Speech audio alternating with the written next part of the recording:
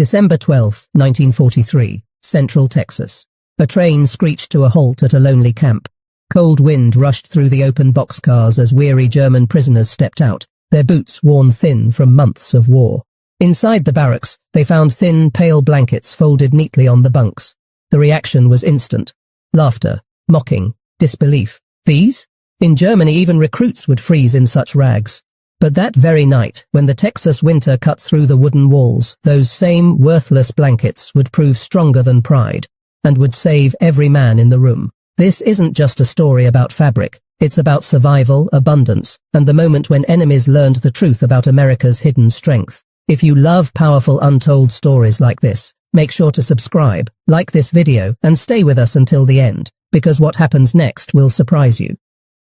The first clatter of boots on the Texas platform carried the weight of exhaustion. It was December 12, 1943, and the prisoners who shuffled from the boxcars had crossed not just the Atlantic, but also the invisible gulf between a defeated Reich and a triumphant America.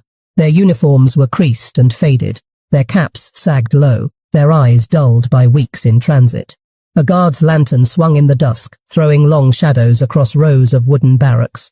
And there, waiting on the bunks inside, lay the objects that sparked immediate laughter, thin, light-colored American blankets. The contrast was too much to resist. Major Dieter Kraus, once a quartermaster outside Munich, picked one up and held it aloft with theatrical disdain. "In Bavaria," he boasted, "our blankets weigh 5 kilos each, thick enough to block a draft from stone walls." His words were met with chuckles and nods. To men who had once endured the biting wind of the Eastern Front, these pale sheets looked closer to tablecloths than survival gear. Lieutenant Karl Weiss, tall and sharp-tongued from the Afrika Korps, flicked the fabric between his fingers and smirked. "This is peasant cloth, fit only for polishing boots." Laughter rolled down the barracks like a drumbeat, momentarily easing the burden of captivity.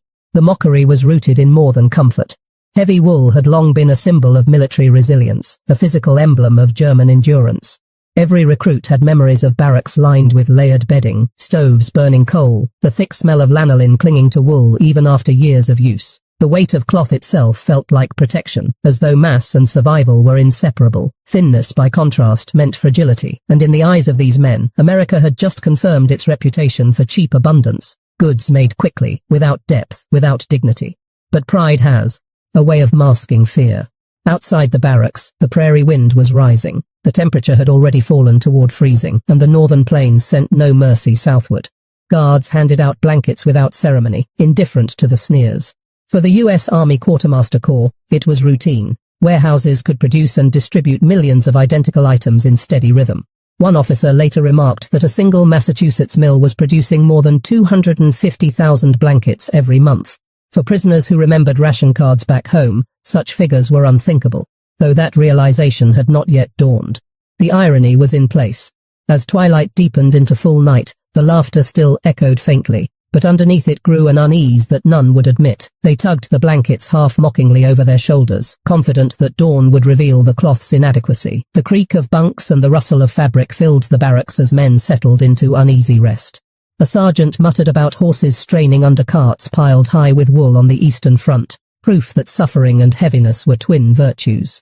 Others reassured themselves that Americans knew nothing of real winters. Yet the draft under the doors whispered otherwise. Outside, frost was already beginning to crust over the packed earth of the parade ground. The smell of pine smoke from the guardhouse carried on the wind, reminding the prisoners that warmth could exist elsewhere. But not here. They had mocked what lay in their hands, unaware that before the night was over, those same thin blankets would stand between them and the merciless cold. This was not propaganda. It was reality. And it would cut deeper than any battlefield loss, because the revelation would arrive not with artillery, but with silence, breath, and the thin cloth they had scorned. The night had only just begun, and so had the lesson. By midnight, the laughter had faded into teeth chattering against the wooden walls. The Texas night was no gentle thing. It came down sharp, the air dry and biting, seeping through every crack in the barracks. Men who had stripped down to their undershirts now curled into themselves, shivering in silence. The thin American blankets, those same cloths they had ridiculed, began to reveal their paradox. They were light, yes, but impossibly dense, woven so tightly that they trapped heat far better than the hulking German wool the prisoners had trusted for years. Sergeant Otto Hartmann, once stationed along the Volga, muttered into the dark, "It should not be this warm." His disbelief carried a hint of betrayal, as though nature itself had broken some unspoken rule. For months he had sworn by German wool, proud of its heaviness, the way it pressed down on the chest like armor. But now, lying beneath a single American blanket, he felt a pocket of warmth cling to his body, a cocoon that seemed impossible from so little weight. Some tried to deny it. "It's the barracks heat," one argued, though the only fire was a small iron stove at the far end, barely glowing. Others insisted that the mild Texas winter could not compare to a Bavarian alpine night. But then came the silence. One by one, the men stopped justifying, stopped scoffing, and simply wrapped the fabric tighter around their shoulders.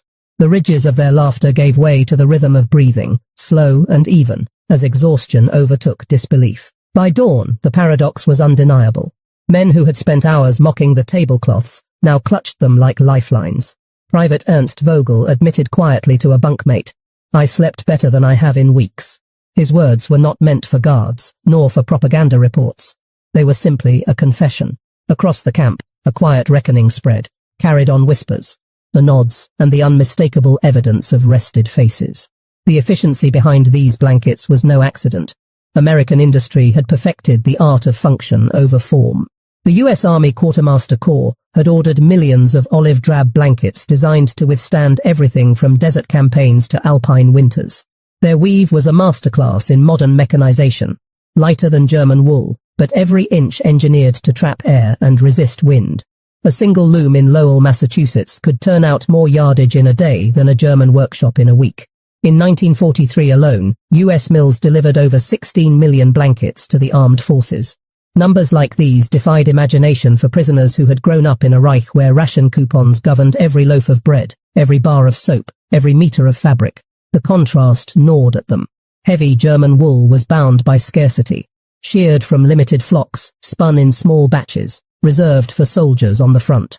In America, abundance was woven into every thread, so common that even enemy prisoners were handed industrial miracles without ceremony. It was a quiet, devastating revelation. The world's richest nation did not merely arm its men with rifles and tanks, it wrapped them, and even their captives, in the invisible security of supply chains that never seemed to falter. Private diaries later captured the subtle shift. One former Afrika Korps soldier recalled, "We laughed at them, but in the night they held us. We understood then that America fought the war differently, not heavier, but smarter." That word lingered, unspoken in the barracks, but heavy in thought. Smarter. Morning sunlight spilled over the barbed wire, painting the camp in pale gold. Prisoners rose reluctantly, clutching blankets now with reverence, their pride bruised by something as simple as cloth. They had come to believe in German superiority of craft, of weight, of tradition. Yet here, in the silence of night, American innovation had proven the stronger shield. This was not propaganda, it was reality. And the lesson would grow louder with each new discovery, for the blankets were only the beginning. The real test of the American blankets came not in Texas, but in the harsher climates where German POWs were shipped as laborers.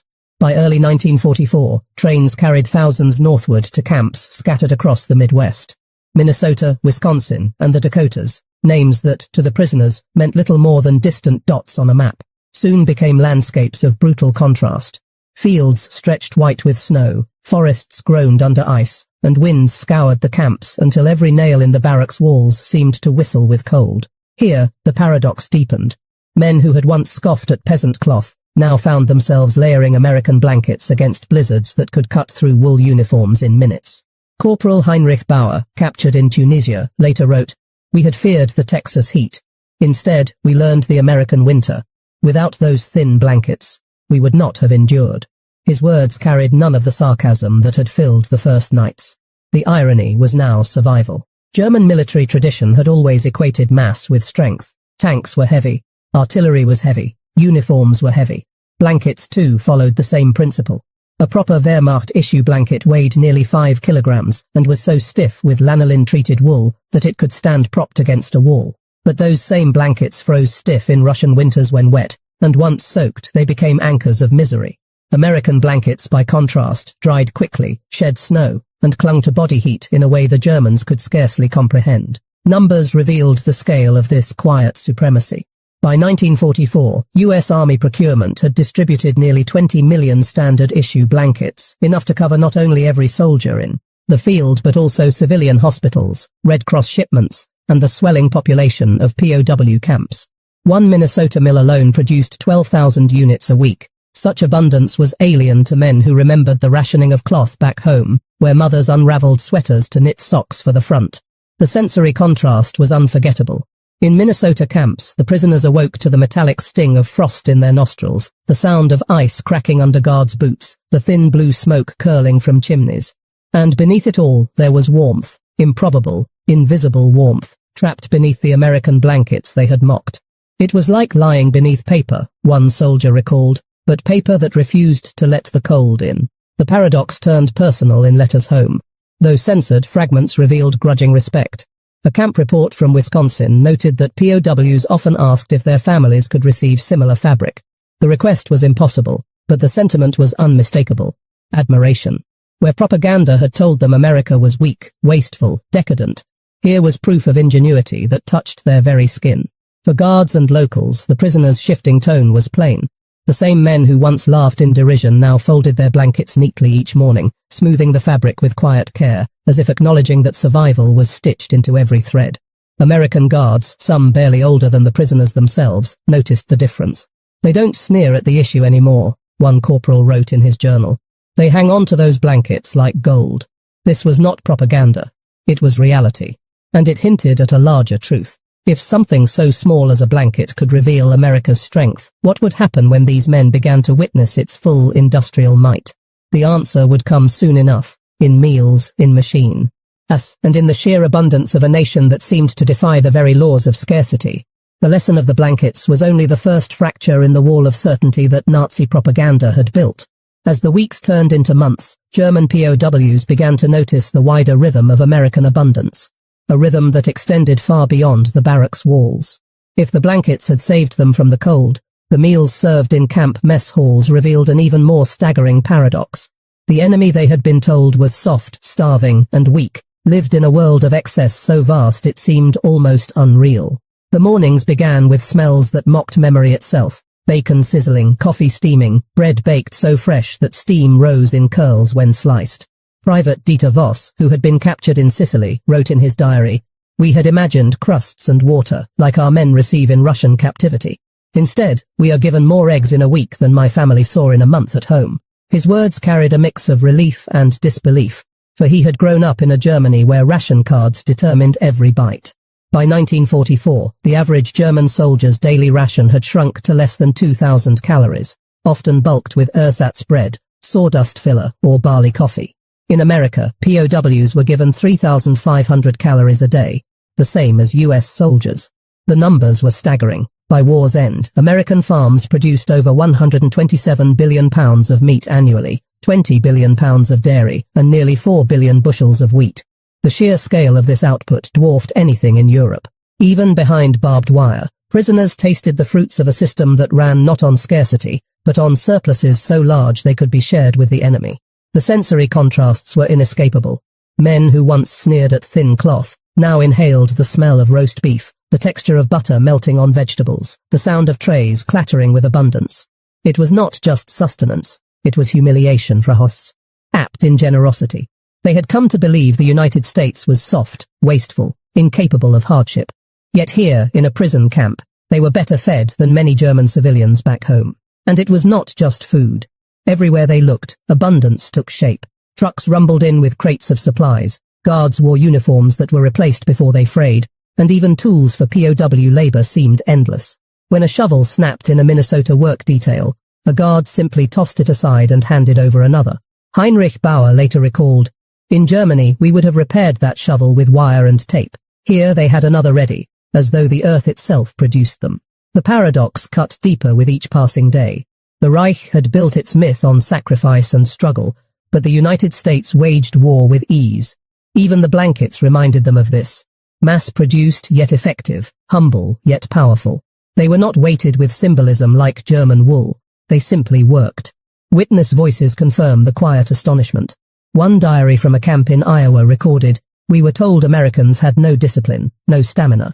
But their strength is not in the soldier's step, It is in the factory's hum. That factory hum was distant, but its echoes reached the camps in every forkful of food, every clean uniform, every blanket folded neatly at the foot of a bunk. This was not propaganda. It was reality. And it was beginning to erode the very foundations of belief that had carried these men into war. They had scoffed at cloth and marveled at meals. But the real revelation was still to come, when they witnessed how ordinary Americans lived outside the wire. It was one thing for German POWs to encounter abundance behind barbed wire, where rations and blankets might be dismissed as calculated displays of American propaganda. It was another thing entirely to see how ordinary citizens lived. By mid-1944, work programs expanded, and thousands of prisoners were dispatched daily under guard to labor in fields, sawmills and factories. What they discovered outside the camps would leave them stunned and humbled. The first shock came in the houses they passed on rural roads. Small farmsteads in Wisconsin or Nebraska often held more comfort than the homes of middle-class Germans. White clapboard walls, wide porches, and even automobiles parked in driveways were not symbols of wealth but of average life. We thought only generals could live like this, remembered Private Ernst Vogel. But here it was the farmer, the mechanic, the shopkeeper. The paradox was impossible to ignore. Back home, Nazi propaganda had painted America as a nation of broken farmers, ruled by Jewish bankers, its people hungry and directionless. Yet here, in the heart of the Midwest, the prisoners saw barns filled with grain, pantries stocked with jars, and children in shoes newer than their own boots at the front. Hard statistics reinforced what their eyes could not deny. By 1944, the US was producing nearly 60% of the world's oil, over half of all steel, and almost 300,000 airplanes, more than Germany, Japan, and Italy combined. In agriculture, American farms produced enough food not only to feed the entire US population, but also to sustain Allied armies and still ship millions of tons overseas to war-ravaged nations. This was not staged for prisoners. It was simply the baseline of American life. The sensory details were seared into memory. The smell of apple pie cooling on a windowsill in Kansas. The bright laughter of children running past in Cotant, outs lined with fur. The steady hum of tractors replacing the horse-drawn plows that many Germans still relied upon. Even the simple sight of electricity in every farmhouse, light bulbs glowing at dusk, carried a force greater than any uniformed guard. For some POWs, the revelation bordered on disorientation. Captain Friedrich Meissner, who had once lectured his men about the decadence of the West, later confessed, "We believed our Volk suffered nobly, while the Americans grew fat. But the truth was, their plenty made them strong, not weak." His words captured the deeper paradox. Abundance, far from softening a people, had forged resilience through security and innovation. Not every prisoner admitted admiration openly. Pride and fear held many tongues. Yet their actions betrayed their thoughts. Farmers in Iowa recalled POWs staring silently at aisles of canned goods in general stores, touching the labels as though confirming they were real. Others noticed how the men lingered near stoves in kitchens, studying the efficiency of machines designed for everyday use, not just for war. One guard wrote in his journal, "They see more in a week of American civilian life than years of propaganda ever taught them." And always, when they returned to camp, the blankets awaited. Thin, unassuming, mass-produced, yet now seen with new eyes. They had mocked them once, but as they folded the fabric each night, they understood. This was not cheapness, but mastery. The blankets were symbols not of fragility, but of a nation whose strength lay in turning industry into comfort, efficiency into survival. This was not propaganda. It was reality. And with each trip beyond the wire, the prisoners carried that reality deeper into their own hearts, a truth that would follow them long after the war ended. By 1945, as the war turned decisively against Germany, the paradox of American abundance grew sharper still. For the POWs, it was no longer about whether they could survive the winters with thin blankets. It was about what those blankets represented. A system that could outproduce and outlast the Reich in every imaginable category. Inside the camps, the lessons piled up in small details. Blankets, uniforms, mess trays, utensils, what had kept them alive in captivity. Strength is not always heavy, one veteran told his grandson. Sometimes it is as light as cloth. Statistics turned into symbols. America's factories, which had produced hundreds of thousands of blankets each month, now turned to rebuilding. What had insulated prisoners against the Texas cold also insulated return-ins. Soldiers against despair. The blankets became, in their own quiet way, a metaphor for the Marshall Plan to come. Light, abundant, and life-preserving. Witness voices confirm the weight of this realization. Major Dieter Krauss, once the loudest critic, admitted in a memoir decades later, "They could have let us freeze. Instead, they covered us. Unlivable, 25 million pairs of boots, 70 million uniforms, and yes, more than 30 million blankets. Even enemy prisoners, numbering nearly 400,000 in America, were wrapped in that industrial miracle. The sensory details never left them. The feel of soft fibers against skin after a day of hard labor, the way the fabric trapped warmth even when frost coated the windows, the sight of endless rows of folded blankets stacked in warehouses, each one identical, as if stamped from a mold. These impressions etched themselves into memory as powerfully as any battlefield encounter. For many prisoners, the revelation was not just material, but moral. They had been taught that America was decadent, selfish, and weak. Yet they had been treated with decency, clothed against the cold, and fed with more than enough. The blankets, once mocked, became a quiet symbol of something larger. A society whose greatest weapon was not cruelty, but generosity born of abundance. Captain Friedrich Meissner, who had once scorned the fabric, summarized it years later. They defeated us not only with tanks and planes, but with things as simple as a blanket. It was proof of a civilization stronger than ours, because it gave without fear of running out. This was not propaganda. It was reality. And as the war neared its end, the prisoners knew that when they returned to Germany, they would carry with them not just stories of battles lost, but memories of nights survived under American blankets. What they saw next, however, would extend the paradox beyond the camps, into the rebuilding of nations themselves. May 1945. The guns finally fell silent. Across Europe, cities lay in ruins, but inside the barbed wire camps of America, thousands of German prisoners prepared for a different journey. The long road home. Trains stood ready, steam hissing, bound for port. I cannot explain that mercy. His words speak to something deeper than comfort, a fracture in ideology, a recognition that compassion could outlast cruelty. The sensory echoes lingered. The smell of cotton fibers mingled with dust. The sound of fabric rustling in cold night air. The feel of warmth blooming under a blanket that weighed less than a soldier's greatcoat. These simple details carried more weight than propaganda or slogans. They revealed an enemy both powerful and humane, and that revelation haunted the men long after the war. By the time the last prisoners boarded ships, many carried blankets tucked under their arms like silent companions. They had come to America as conquerors who expected to despise their captors. They left as men who had been taught, by something as fragile as cloth, that abundance could be stronger than tradition, and mercy more enduring than arrogance. They had come as conquerors. They left as students. In the end, America's greatest weapon was not its bombs or tanks. It was its ability to turn industry into comfort, and comfort into quiet power.